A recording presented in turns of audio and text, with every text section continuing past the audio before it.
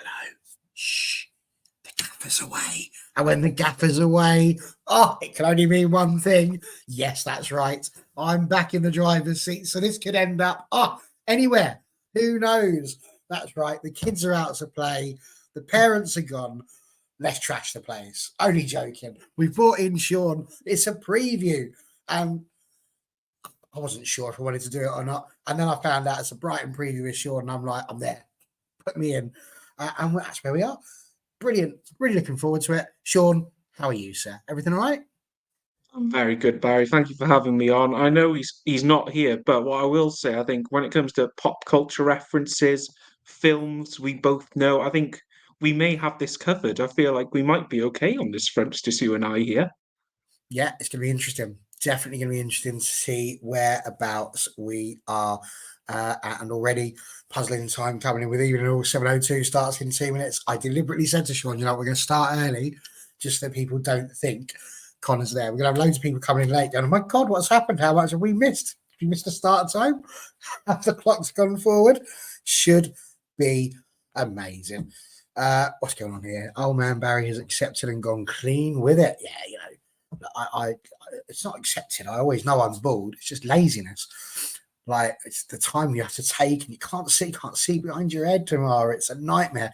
Honestly, don't go bald. It's not worth it. I'd rather it just all went. But no, it's just why not here? If it was here, I could deal with it. Anyway, we're definitely digressing. It's way too early for this level of digression. So let's get back into it. We've got a lot to get through, I think, Sean.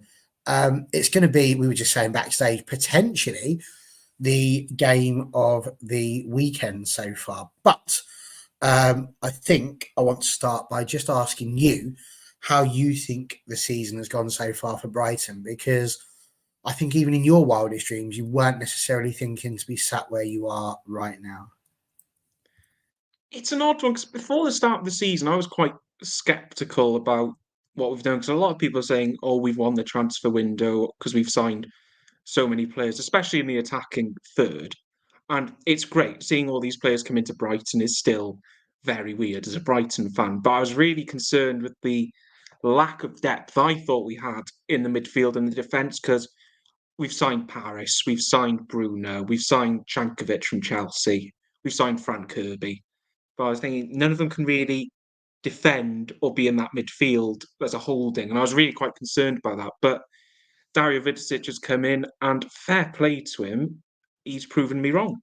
We don't need to really be worried because we've got these really good defenders, we've got these good midfielders, and everything seems to be clicking early on. And we've picked up 3 wins already. We only won 4 games the entirety of last season. So we're already so much better than what we all thought we were. And it has been really enjoyable to watch. It's quite nice that finally the women's team seems to be mirroring the men's team and the style we play and people enjoying watching us. So no, I fair play. They've proven me wrong so far this season. And yeah, if we win this, we go top of the table, which is quite bonkers to think about, to be honest with you.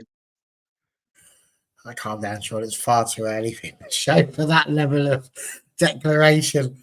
But I think you're right, and the fact that we've got United fans already coming into the chat and pointing out just how good Brighton have been to watch as much as anything else it is quite incredible. And you mentioned the results, as there's only a few of them. We'll run through them, but obviously a 4-0 win against Everton, which we something we used to do.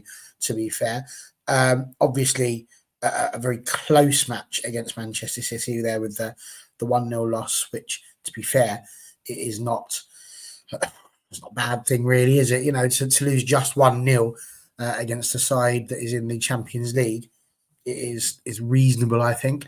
A good win in the League Cup against Birmingham City there, 3-0. Obviously conceded against Aston Villa in a humdinger of a game there, 4-2. And then squeaking past Crystal Palace, 1-0. But again, you were looking at those results, you would take absolutely every single one of those results, wouldn't you? I can't look at any of those and go, I think I'll be disappointed in that match. Yeah, I think the Everton one's quite interesting because obviously I watch this channel all the time, brilliant channel, love all the work you do, and when that came up to the reaction of that Everton game, there was quite a bit of disappointment in that you just beat Everton 1-0. And I thought, okay. But then you look at what Brighton did against Everton, you're thinking, okay, we quite a good team. And then, yeah, that City game, even though we won there last season, I wasn't expecting much out of that. But to take a narrow 1-0, quite happy with that. And Sophie Bagley, again, saved us quite a few times in that one. That Villa game was mental, but we still dominated it, even though it's a 4-2 scoreline. One of their goals was a penalty, one of theirs was a tap-in, and we could have had more than 4 that game. And then beating Palace, it's just good to get that early in. First WSL game between the two of us, and of course, Seagulls beat the Eagles, as they normally do. So always delighted to get a win over Palace. But it set us into a really good position going into this United game. And I think this would be a really good test for both teams. I think it would be a really good test of United to see who they are, where they are, because I think one level of accusation against United is the who have they really played brigade have come out. But this would be a good test for you to see where you are. I think this would be a really good test for us to see, are we that top 6 caliber yet? I think you're right. Absolutely right. I mean, Connor's done the setup for the show tonight while he's on his sick bed.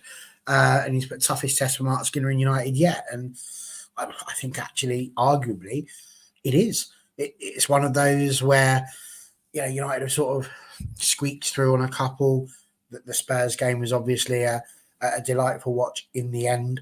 But this one, I think, probably does top currently the Spurs match. But it's interesting because we're looking at that through the lens of this season, 3, 4, 5 matches.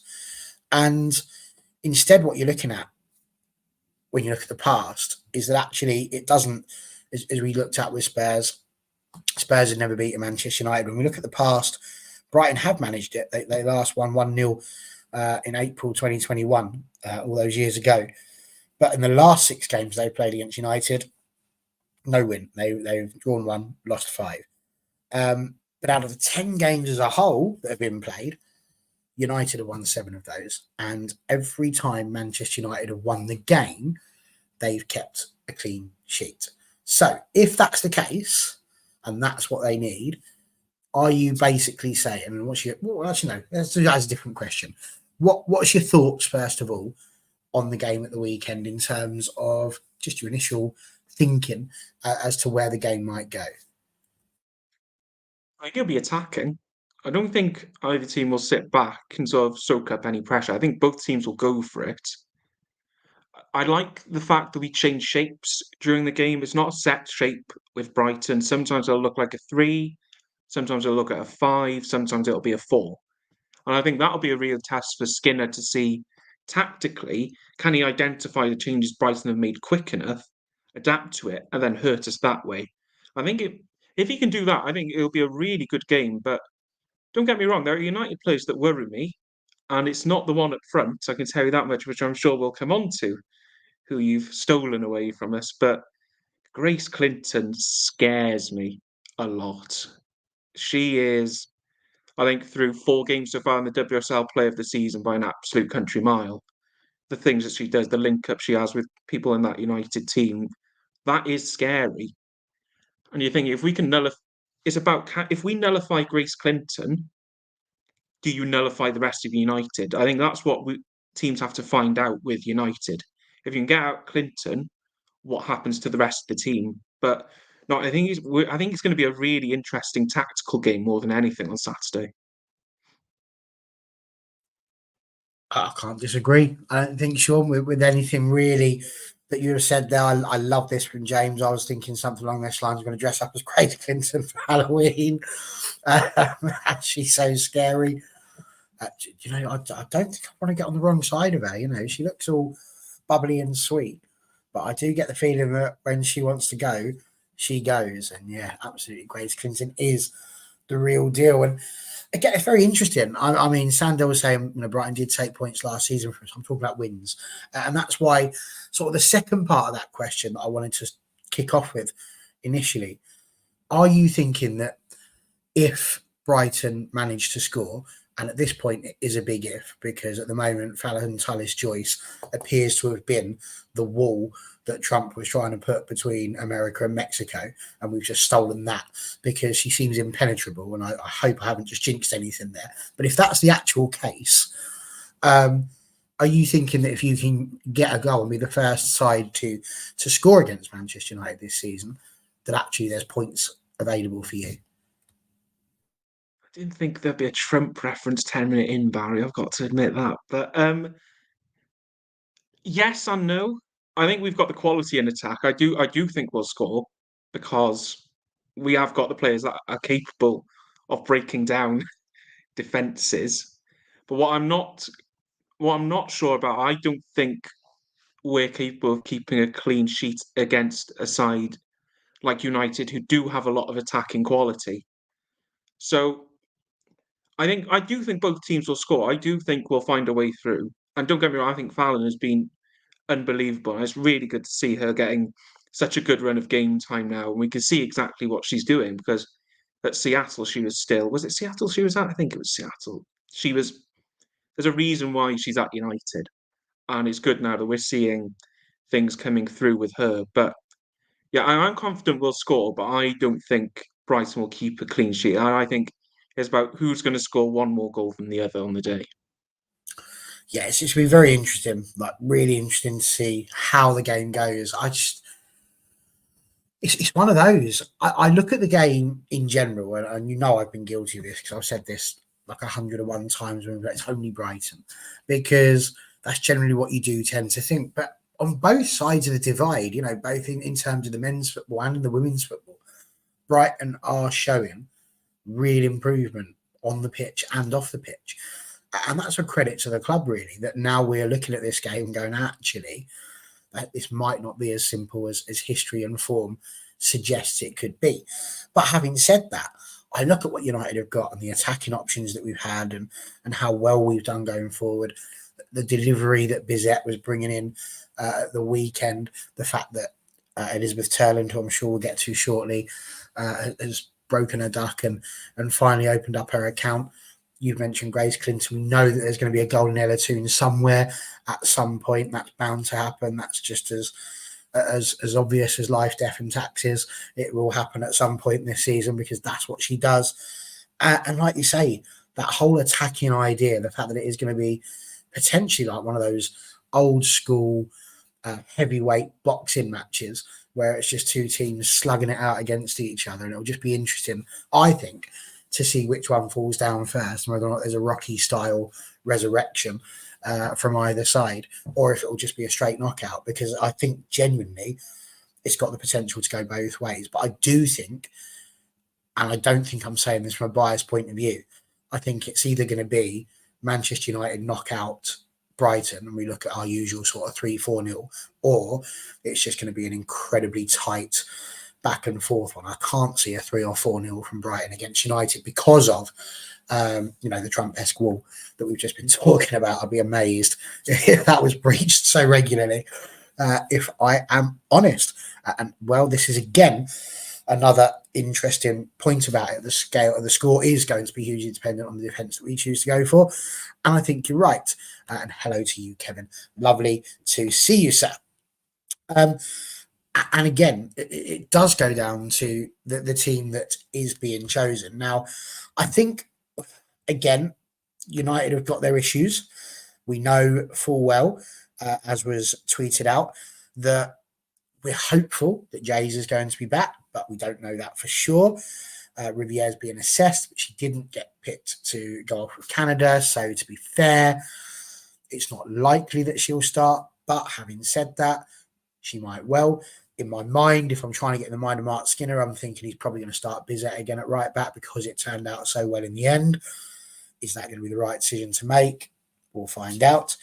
Mallard hopeful for the Arsenal game for the return, but obviously that's not this one. And of course, Sandberg's out for 5 to 6 weeks. Is still waiting to see her. And absolutely, just like we said, hopeful that Jays will be available. So I think there's some truth in this truth. I think the lineup may well be the same as the Spurs game. And I think if that's the case, Love a Karate Kid reference. Nicely done, Michael. And by the way, don't think I haven't noticed. I went and watched the preview for the Spurs game, Michael, and I can confirm to you that my spirit was not interacting with Connor's camera whatsoever. It's the first thing I heard of it was when I watched it. And actually, I was in the middle of coaching a side to a 7-1 win at that point. So I thank you nonetheless for the mention. It's nice to be thought of. I think where I was trying to go with that one, Sean, is when you look at how that team can progress, and if it is the same team, I felt that Spurs were trying to look mostly down the left-hand side because obviously that's a usually forward-playing player in the right-back slot. Now, obviously, if Leah Goulston's at the left-back slot, it's exactly the same thing. Do you think that Brighton will look to try and expose the, should we say, naivety potentially that's available of players that aren't necessarily playing in a position that they would be used to be playing? And I potentially include in that Dominique Janssen. Yeah, while you were talking, I was thinking, especially on those battle on the wings, I think that's where Brighton could have a lot of success. If you look down where Bizet is on that right side, the big thing for Brighton is Poppy Pattinson's going to be back for this one after being suspended for the game against Palace. And I think arguably she's been one of our players of the season so far. And she's got more of a license to get forward in the sort of the wing back role now. And I think that's going to be really interesting for Bizet to see.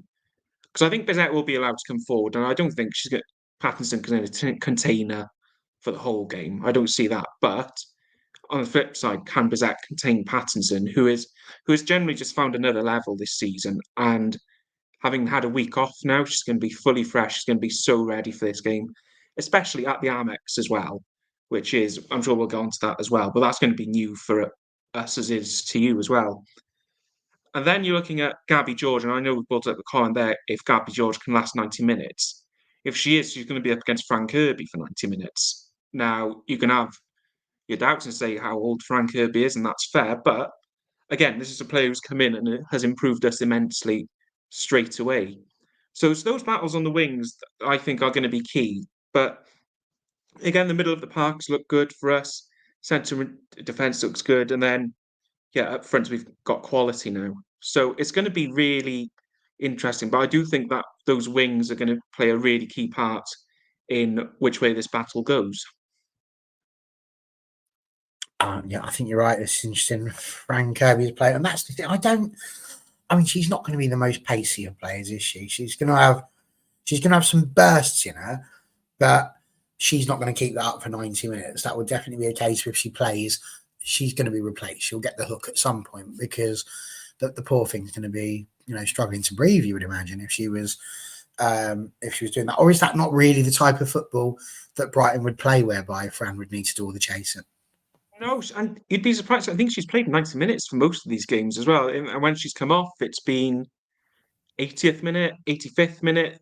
Fran lasts the whole game, and she does move around. Don't get me wrong. She won't always play as a wing back. She'll come in, play as a fourth forward if she needs to. But this is what I mean. This is a team that has got a lot of flexibility to it. But you will see Fran out on the right as a wing back at times, but you'll see her in other places as well. And this is the big quality that Dario Vidicic has brought into this Brighton team, is that he has all these different aces up his sleeve, and it's about he can use them whenever he wants. But no, I think if Fran's healthy, which she is, she will last at least 80 minutes come Saturday afternoon.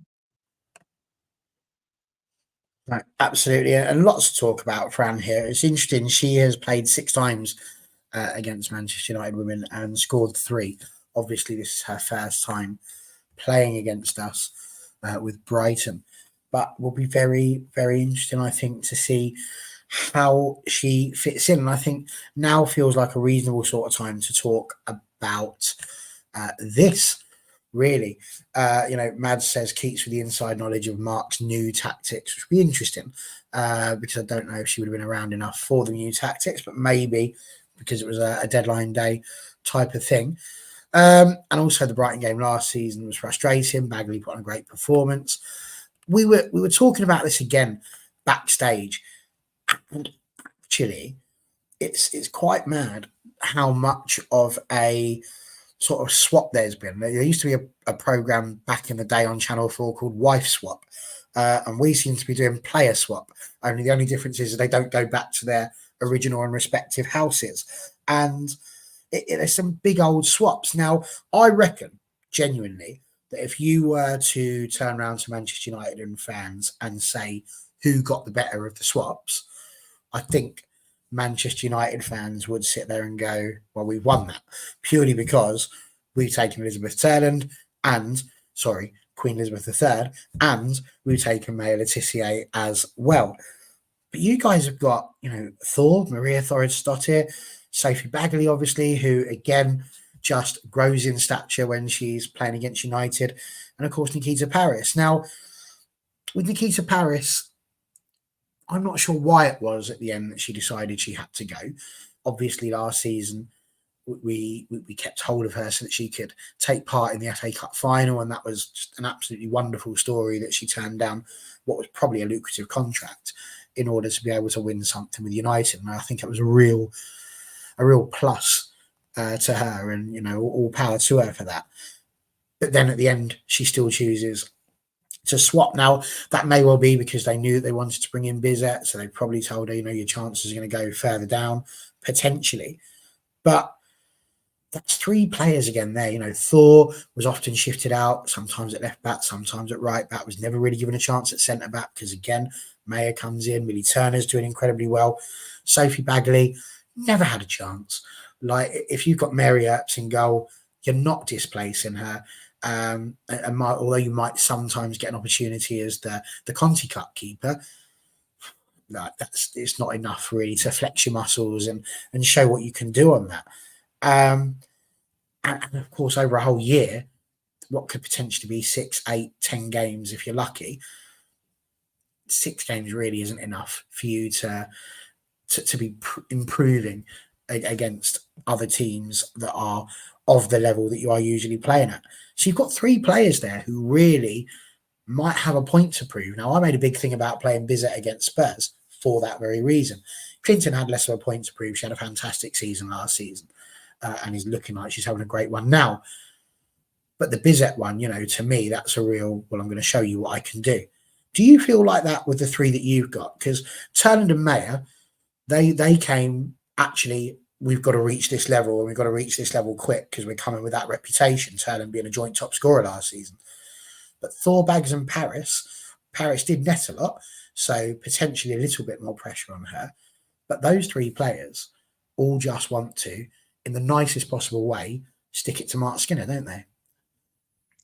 Yeah, and I'd love to go on to the players who've left Brighton to come to United because I've got a good couple of views on them. But Will, it's really interesting.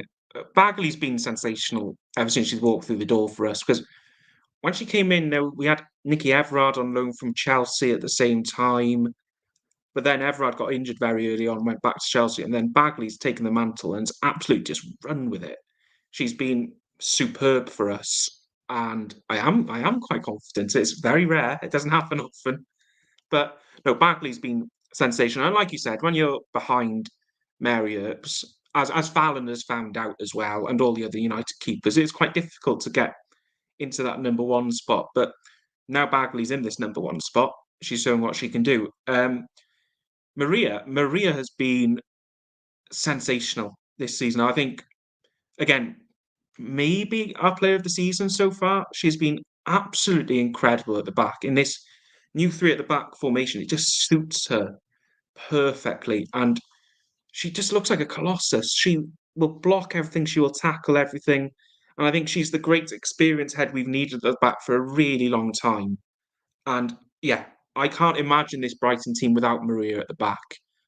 But these 2 have played at Brighton for a season now. They would have come up against Skinner last season, so maybe slightly less of a point to prove. But the Paris one, when that rumour came out, I think it was the day before deadline day that Brighton are quite confident this will have it.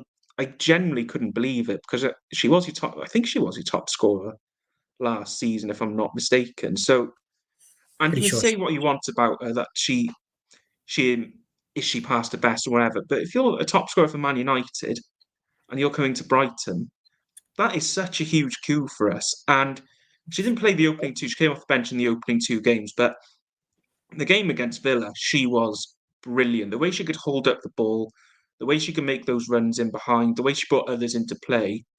We saw the Paris that was at a peak at Man United. Now, if she can continue that into this game, she'll know what Letitia can do. She'll know what Turner can do. She'll know what people in that United defence can do. And that makes me quite excited. But at the same time, you've got players who know what we're going to do.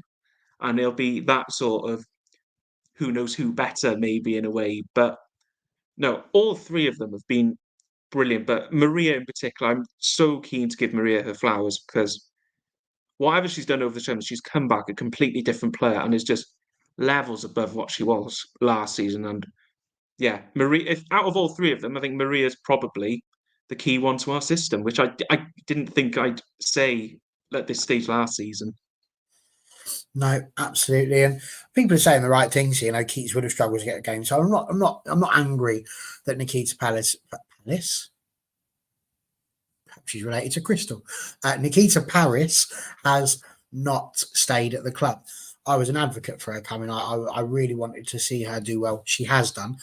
I think with the players that we brought in, you can fully understand why it is that Keats has moved on. So that's what I mean. There's no anger. I don't even think necessarily there was anger with Maria going or with Baggers going. I don't think that, there was needle in the change. I just think it was that they were just surplus to the requirements. They weren't going to get the game time that they were going to get at a team like Brighton. And again, I think that just shows where the growth is for Brighton. The fact that they've got three players, two obviously last season, but now a third player from Manchester United as well. And it shows that their level has elevated. And that's massive. The fact that it's not Manchester United rejects or cast-offs, but you get what I'm saying, that even sometimes, even though I don't know, I can't get the word out because I don't know what I'm trying to say here, but the ones that can't quite make the level that the rest of the first team are at are still going to be excellent players for probably 2/3 of WSL as it stands. That's what I'm trying to say. Well done, Barry. You did it. So that's where I was going. Good. But I mean, you spoke again about Paris. She was absolutely our top scorer, 16 goals last season. The closest to her with 11 was Rachel Williams. And I just remember us giggling about that. The fact that Manchester United's two signings that perhaps garnered the least interest that season, but from a lot of fans, were the ones that went out there and absolutely nailed it. So that was superb. Miracle, you are. Why? We're not angry people, Imara, especially not on this channel. You should know that by now. That's why you're here, because we're not that deep in that respect. But you're quite right. Again, I always loved Maria. I think Thor's just got what I call a proper defender's attitude. She just goes into it. She's blood and thunder. Like all defenders, there's a mistake in her. I will never forget the Manchester United Everton game, 1-0 up, and then there was the miscommunication between Thor and Mary, and the ball just sort of bobbles through into the goal, and it ended up being a draw. But that's going to happen. That happens. You're never going to be 100% in every single game. But they were all players that you knew could do quite well. Having said that, though, as we said, there's players that have gone the other way as well. And it certainly had the sort of the Man United and Spurs idea in terms of the men's game, like when Berbatov and Carrick and people like that were coming over to United. Same sort of thing. Maya Letitia breaking into the game, doing incredibly well, poached, taken away. And the same things happened with Elizabeth Terland. Now, it's taken her a while, a couple of games, Elizabeth, to get herself into it and get into the groove and get used to where she needs to be. And she's certainly doing it. Now, you said you've got a few things to say about them. I'm going to assume that it's mostly Elizabeth Terland that you want to talk about, because I'm sure you've come on here crying about Maya before now. So shall we hear your salty tears about Elizabeth Terland, or have you got something else you'd like to say? I don't think they're salty. First of all, there's no hard feelings between Brighton fans and Terland leaving. She goes with good grace and good luck, because what she did for us last season was incredible. And I don't think any of us are too mad that she's still in the WSL either, because we know the level she can play. What I don't get is, why has she gone to Manchester United? Because this is a player who should be Champions League. She should be playing in Champions League teams. We know there were teams interested in her playing in the Champions League. So why has she gone to Manchester United? That's the bit I don't quite understand. And my feeling is, if United don't get Champions League this season, she could well be off next summer, to be quite honest, because she can do it. She can play at that level. And there'll be a team crying out. I think she would suit someone like Wolfsburg absolutely brilliantly, personally, and she could easily play there. But I just don't understand why she feels she needs to take. I can understand Man United being, and it'll sound terrible to you United fans, it's not me having salty tears. United is like a middle step for her. It's not the top tier. You're not the top tier. This is a middle step for Terland in her career. There's a whole different step for her to go to, and that's the Champions League contending clubs. So that's the only bit I don't get, is why she chose Man United. And she's only just going into form. Don't get me wrong, 2 goals over the weekend, well taken goals, as we come to expect. But I think you also got to remember, this is a player who has only had 1 season where she's been scoring goals for fun. She's only just last season learned how to play in the WSL and know how to score goals in that situation. So now she's doing it for a better team where players know what to do against her, defenders know how to defend it. Is that, how can she change a game to get that into that level of playing in that middle step that we keep talking about? But I'm not salty. I'm not. It's fine. We've got Nikita Paris. It's fine. But it's the only bit I don't understand is, I think Terland could have easily gone to the next level, but I feel United is a middle level that she probably didn't need to do. You know I'm playing with you. I know there won't be salty tears. But I will add to it, Sam Devil says Chelsea have got strikers, which they do. City have got Miedemar, everyone thought would share their old Bunny Shaw. Arsenal have those 2 strikers, and she wanted to, those 2 strikers, don't want to name them, and she wanted to stay in the WSL. And I think it's a very interesting one. She clearly didn't want to move. And if that's the case, move out of the country necessarily. But I kind of agree with where this is going. We'll get a Champions League spot. Don't worry, Sean. And I think, whilst to a degree I can see what you're saying, she's young enough, I think, to be able to come in and make that step. I think too often you see players who are at this level immediately go to that level, and they don't necessarily hit the ground running, so they get knocked out a little bit and then they start to falter.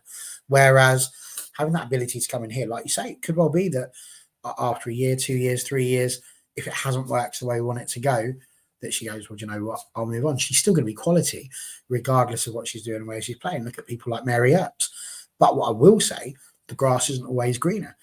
Alessia Russo went off to Arsenal because she wanted Champions League football. She had to wait a whole season before she managed to get there. Mary Earps went off to go and get Champions League football and to win things, and PSG get knocked out virtually immediately. And now she doesn't seem to be getting too much football. So I think women's football seems like, I use this analogy quite a lot, but they seem to me like the stairs in Hogwarts. It's just continually changing, with the exception of Chelsea, who appear to be Hogwarts itself, and so therefore are incredibly difficult to move, whether you're Voldemort or not. So that's going to be quite tricky. I think we need McGonagall to come back, and she can make the or Emma Watson, perhaps. There's the Harry Potter one. She'll sort it. Don't worry, when she finally gets on the pitch.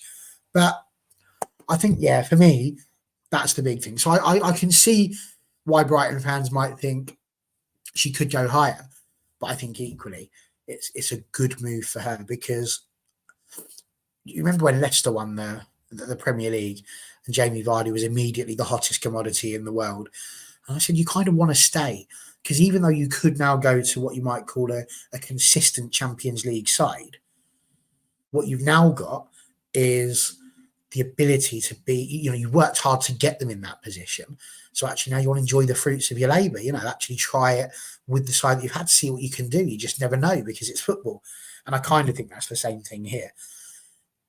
I think she'll get a better feeling and a better buzz out of getting Manchester United into the Champions League and that being a consistent thing than you would get out of just joining Chelsea, where you kind of expect him to do well in these sorts of competitions. And I don't know, but that's like, that would be my personal feeling. I think you get more of a,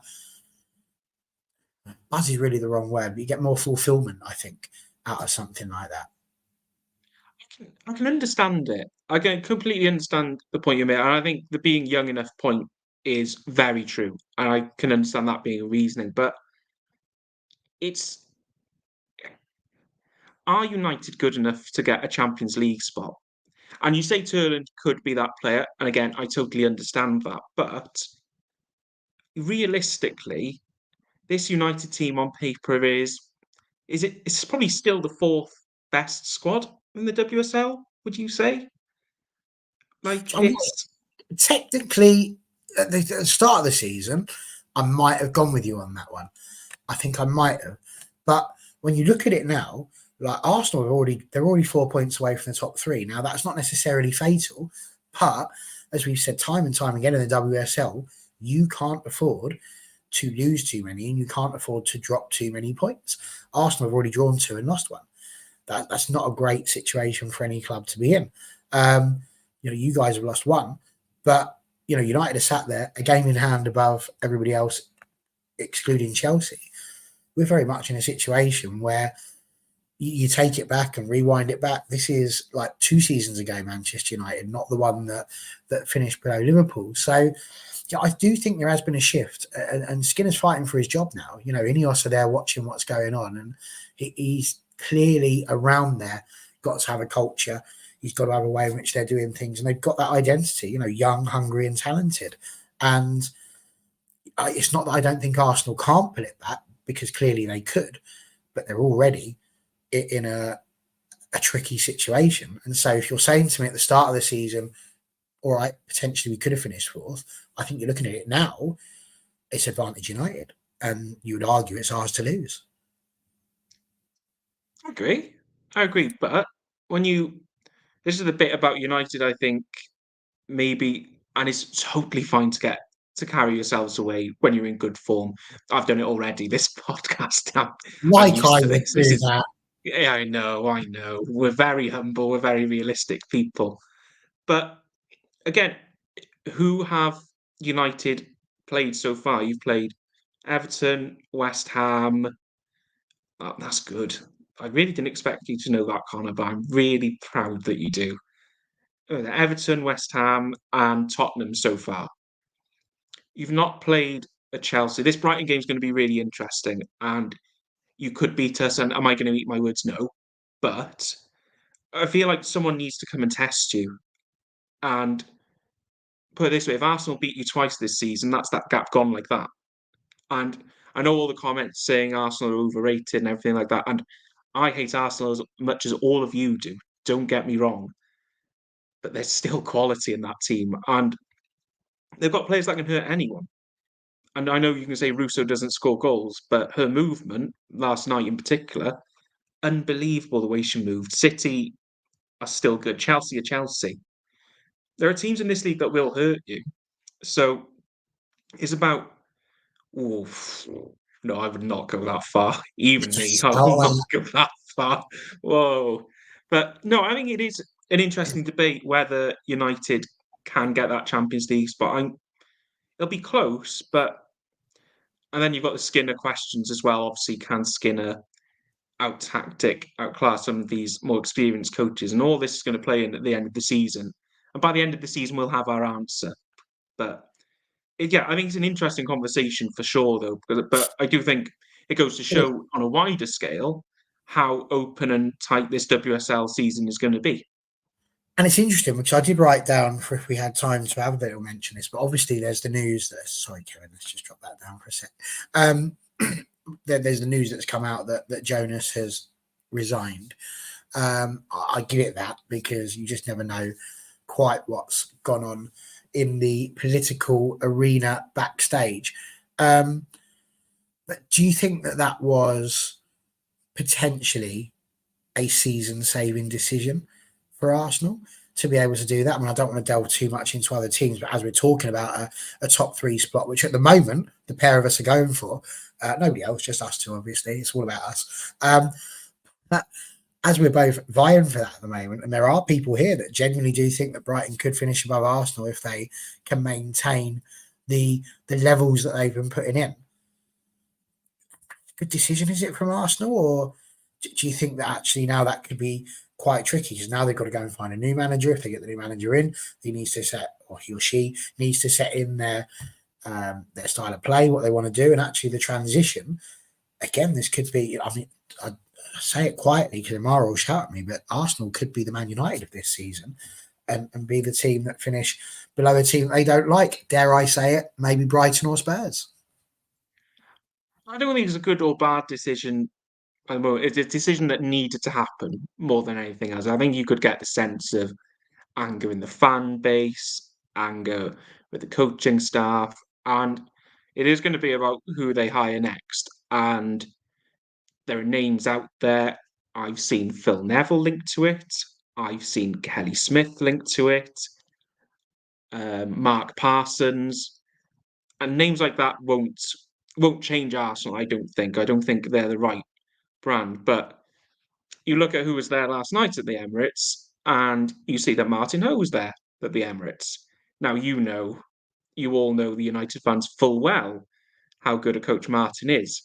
If Arsenal, I think it could match up quite well. Obviously, Martin's season finishing at Brann, or any Swedish coach. I think the coach at Hammarby or the coach at Häcken would be really good fits. If Arsenal get the appointment right and hire someone like Martin, for example, I think that shifts them into a completely different direction that's going to take them there. But if they get someone like a Parsons, a Neville, apparently Casey Stoney not in the running at all, which I was a little surprised by. But if they get someone in the mould of Neville, in the mould of Parsons, even if they keep Renee Slagers there, who's still part of that regime, same with Kelly Smith, I don't think Arsenal can really go up the gears that they want to. If they're clever with this hire, I think they'll be okay. But it's all about what they do. But Yeah, if they get Neville in, then goodness me. it's very interesting. It genuinely really is. So, yeah, I think that top 3 is going to be an interesting one. But I do have to, at this point, and I know he's watching from his sick bed, but I was gobsmacked, actually, at a line that came out from our esteemed host and leader, Mr. Connor Roberts, who said, and I quote, "There is no way that Brighton will finish in the top 6 this season." My question for you is, number 1, how badly would you like to shave Connor's head right now? And number 2, do you agree? I much prefer watching Connor eat a burger with his hands, to be honest, than cut his hair, to be very honest with you. And look, I know what he's trying to do. I know he has it in him. He can wind people up, and fine, he can have it a little go here. What I will say, I don't think, straight off the bat, Brighton will not finish above Chelsea, City, Arsenal, or United. I'm quite confident we won't finish top 4. I don't think anyone's going to really argue that. Top 6, you look at the 2 teams that finished in the top 6 last season, Liverpool and Tottenham. Liverpool are not quite the same teams they were last season, and Tottenham, I don't think Tottenham are anywhere near the same team as they were last season. So can Brighton be better than Tottenham and Liverpool? And my answer is yes. Is there anyone else in that sort of running that are behind us who can compete at the level I think we can? Probably not. I don't think so. Villa are really scary bad. Like, they can't finish a thing at the moment. Leicester, there's been all noise about Leicester possibly doing well. I don't think they're quite there yet. Who else have you got? Everton. Oh, God bless Everton. The injuries are really scary. Goodness me, how sick must he be? How sick must that man be? Leicester. Good. You not do that whilst I'm taking a drink. Sorry, Barry. Sorry. Yeah. Sorry. No, Spurs are Spurs are not the team they were last season. They've not got Clinton. They've not got Bizet. Oroz is now out for 2 months. And Liverpool are still trying. I think Smith is injured at the moment. The stars were aligning for Brighton to finish in the top 6, which would be, look, if the man says yes, I will say yes, absolutely, and I'll take great delight. We can do it outside Old Trafford. We can get a really good crowd going. We'll do that, Connor, if you're up for it. I think we can finish top 6. I think teams who were good last season aren't as good this season, and we've really improved. So, yeah, I think he must be quite ill. And, yeah, if you say so, it might be brain fog, Connor. I don't know. But no, I'm afraid, no, I am not. I think Brighton will finish top 6. It's the weight of the hair, mate. That's what it is more than anything else. And what are you agreeing to here? It sounds like what has just happened in your absence, and this is what happens when you let me take over, Connor, is that if Brighton finish in the top 6, you could have your head shaved so you look like me, which is wow. I bet you wish you just get the bloody burger. I'll shave his head. He can shave his head. He can eat a burger with his hands, and we'll make him do karaoke all at the same time. Nice. I think that needs to happen. Well, that's about it for you, Connor. You best hope they finish 7th now. If there wasn't any bad blood between Brighton and absolutely no chance anybody touches the hair. Do the other forfeits. Okay, you can wear. All right, we'll make you wear a Liverpool shirt. It's just this every year. Yeah, I'll eat the bird. Yeah, I'll eat the bird. We've been waiting for him to eat the bird. I know. Right? He's supposed to have done that forfeit twice.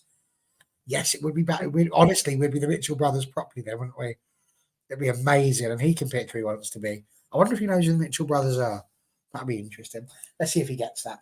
I've got one last question for you, really, because we have amazingly managed to go on quite well, but quite long even.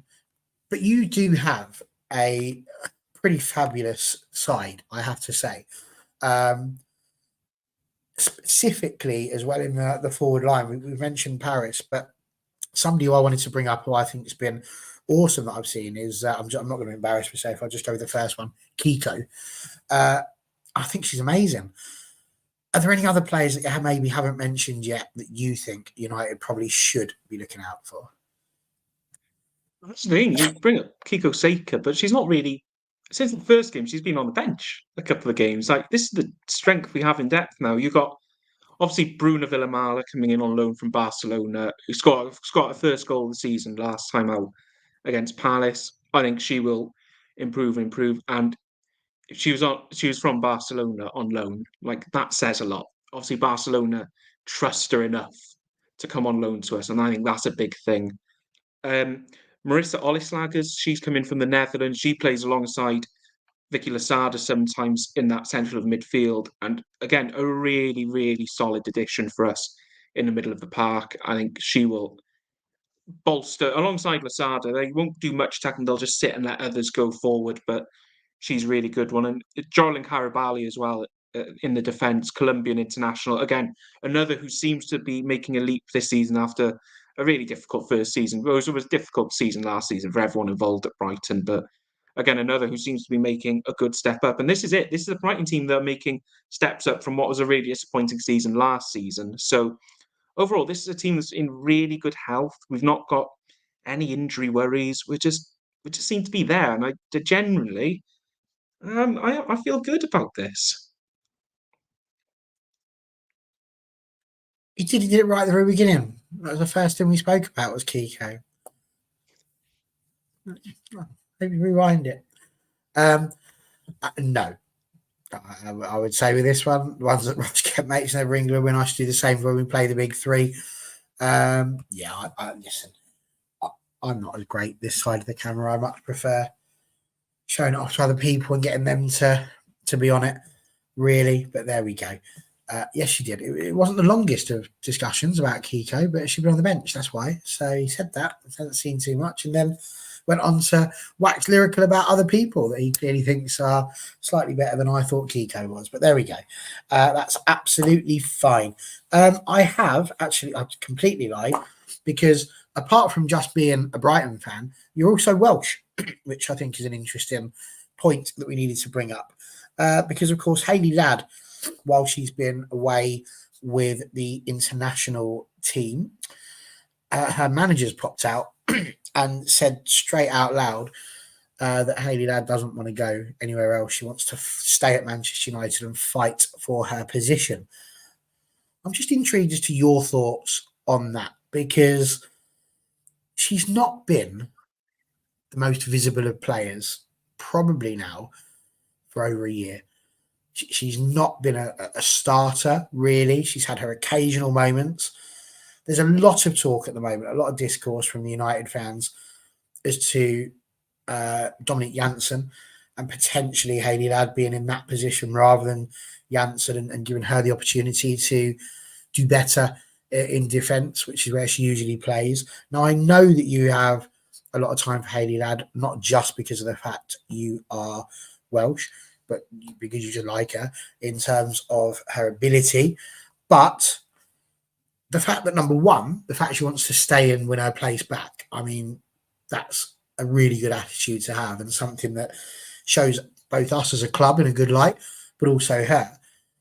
But equally, what's she going to have to do to be given that opportunity? It's concerning. It is concerning because Hayley Ladd for Wales has been, as she has been for United, absolutely solid.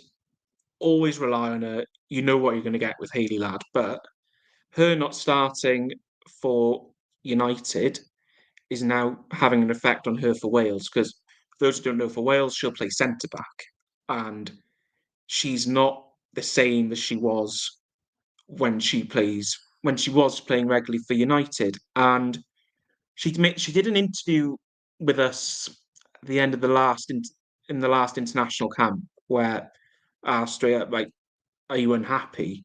And she said, "Not in that more. It was frustrating that she wasn't getting the opportunity." And then when I spoke to Wales manager Rhian Wilkinson this week, I asked her, "Did you have conversation with Hayley Ladd about leaving United?" She said, "Yeah, they've had conversations about whether she should get a transfer, but Hayley said straight up, I want to stay. I want to try and fight for my place." Which, that, if you're a United fan, that's what you want to hear: a bit of passion and someone who wants to stay and fight. But I look at it at that United setup, and if you're going to play Janssen as a CDM, fine, okay. I wouldn't, but okay, fine. Nelson does play there a little bit as well. You've got a Wujo that can play there. Does that put Ladd fourth choice in that position? That's ridiculous, because we all know the level she can play. We all know what she can bring, and it's really frustrating because, yeah, Wales and United had a great relationship, but now Gemma Evans has gone. Justice for Gemma Evans. I'm still so annoyed, but I'm not getting into that now. Maisie Davis is another one, a really young player who at Wales is really starring a lot coming off the bench, but she's left United after United said there's no pathway for her. And now she's at City, gone on loan to Liverpool Feds. Safia, I'm really happy Safia's second choice goalkeeper. I think she can play a couple of minutes in the Conti Cup. That'd be really good. And you've got a couple of youngsters in the 21s as well. Carrie Jones, I understand the reason Carrie wanted to move, and now she's in Sweden, thriving in Sweden as well, which is brilliant. But Hayley Ladd, I'm really worried about, to be quite honest with you, and that's quite sad. Sad about Ladd? Are you mad? Just a tad. So there we go. See, little poems on the spot. It's unbelievable what you get here. This would be quite a thing, wouldn't it? Ladd to Liga MX. Like, getting that accent into there would be quite something. You can't use bad. I already used that. Already used it. Oh, that's harsh. It is harsh. You can't be using the words already used. You've got to find a different one. Honestly. But there we go. I suppose really we've only got one question left, which is, what's the score going to be when we get to 2:30 on Saturday? Who's going to be cheering? You, me, nobody? I'm quite annoyed because I can't actually watch this game because I'm going to be working on Saturday afternoon. I know it's the only game I'm not able to watch this whole weekend. But 3-1 Brighton. There, I'll plump for that. Interesting. Well, Connor's gone for 2-0 for Manchester United. Mads has gone 3-1 for Manchester. You won't be surprised to hear what people are going here. TJ's gone 2-0. I'm assuming you mean 2-0 to Man United, not 2-0 to Brighton, because they are the home team.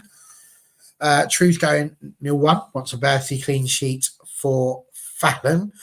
Wow, Imara, that's harsh. I'm not putting that up. Alex Burnley's 0-2. United 3-0 there from Marin. Panda Boy with the Tiger picture, 3-0. So lots going on there. Lots of people thinking 3-0. I've got to say, I can't bring myself to say that Fallon's going to concede.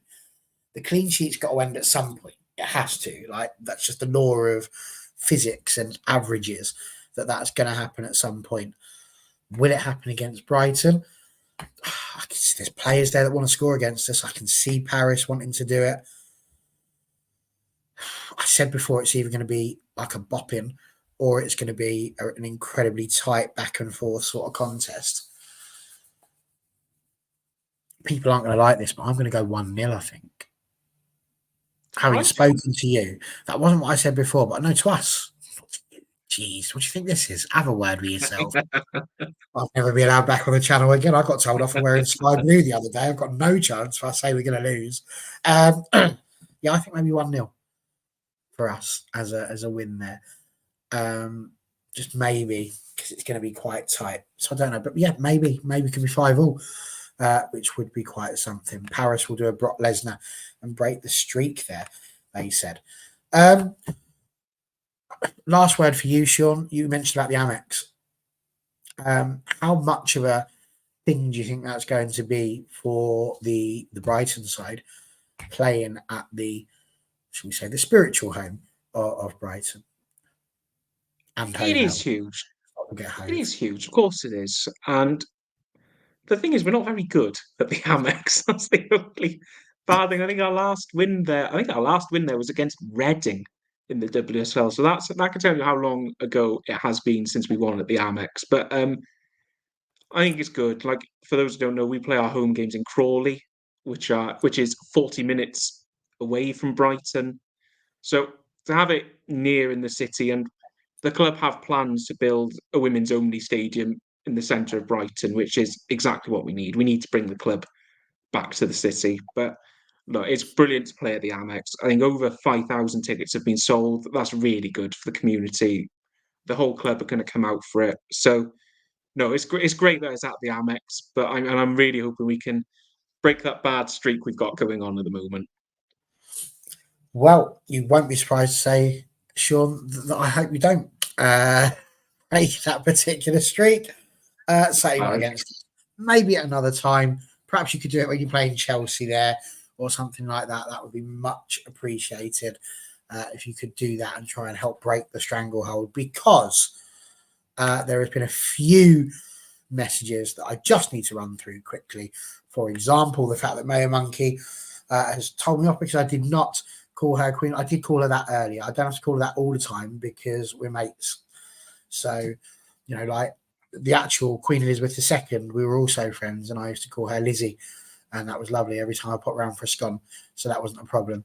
But I'm not allowed to call Queen Elizabeth III Lizzie. So sometimes I just call her Elizabeth because I wouldn't want to get into trouble. Mayor Monkey saying Condog, Brighton getting top half, dude, by the way, which is what we were just talking about. Imara thinking that Brighton will finish ahead of United, which is certainly a shout. But as Puzzling Time said here earlier when we were having our chat about Champions League, telling Barry we are going to win the league. And I still, at this point in time, maintain that we are on course. And until we are diverted by a massive iceberg or Chelsea, I'm sticking with it. Sean, been an absolute pleasure having you on tonight, mate. Thank you so much. It was supposed to be a shorter show, and it has been, but honestly, it was just such a good conversation. It's really good to have you here. Where could people find all of your work? Thank you as ever, Barry. I love appearing and most probably watching this channel. The work all you guys do is quite phenomenal, and I love what you do, and being up for that award, you so richly deserve it. So, no, thank you as ever. Thank you so much for having me on. You can follow my Twitter there at Sean Misra. I cover a lot of Wales stuff. Going out to Slovakia next week to watch the seniors play. Hopefully, we might get to a major tournament. Who knows? And follow me on Twitter as well. Not Twitter, TikTok. At TikTok at the same at there. But no, thank you as ever, Barry. Really appreciate it. And really had a good time tonight. Thank you. I want to say Nostar, but I'm not sure if that's the right words to say. Was it the right thing? Perfect. Oh, Yeah. Nostar. superb. Didn't see that coming, did you? No, No, look at that. See, Kennel Cultural. It's unbelievable. Connor is apparently going to be back on Monday, so let's hope so. If not, then crikey, the inmates will run the asylum again, and won't that be a moment if Charlie and I are set free on a Monday with no Connor to to ruin our film discussions. And yes, indeed, bye-bye to Sean. Bye-bye, Phil. Hope you're feeling better, Grant, and we will see you, well, on Monday. Look forward to it. Take care, everyone. Have a great weekend. Up the United. Here we go.